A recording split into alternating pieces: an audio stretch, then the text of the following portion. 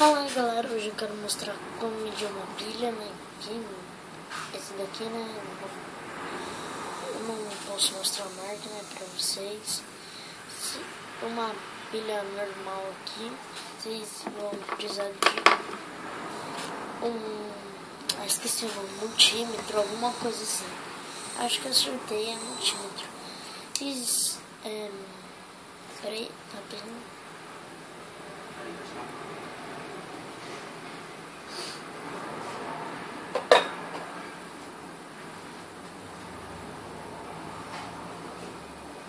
Vocês vão pegar desse lado aqui, vai por vermelho nesse daqui, tá? Aqui, e vai por preto aqui. Aqui, não dá choque, porque é 1 volt, peraí. Deixa eu ajustar aqui. Ai caramba, caiu aqui.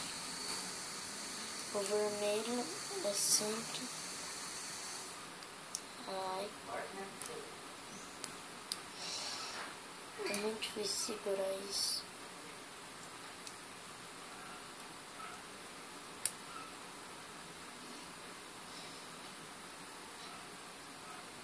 Peraí, que nem que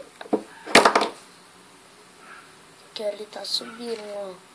Vocês podem ver que minha câmera não é ruim, tá? Mas foi isso por hoje, tá? Espero que vocês tenham gostado desse vídeo. Com certeza não sei se vocês vão aprovar, né? É pra gente, tipo assim, para pessoa que, tipo assim, não sabe mexer no multímetro ainda, mas foi isso aqui, tá? Pra quem gostou do vídeo aí, dá um like e muito obrigado por assistirem. Espero que vocês tenham gostado e fui, galera!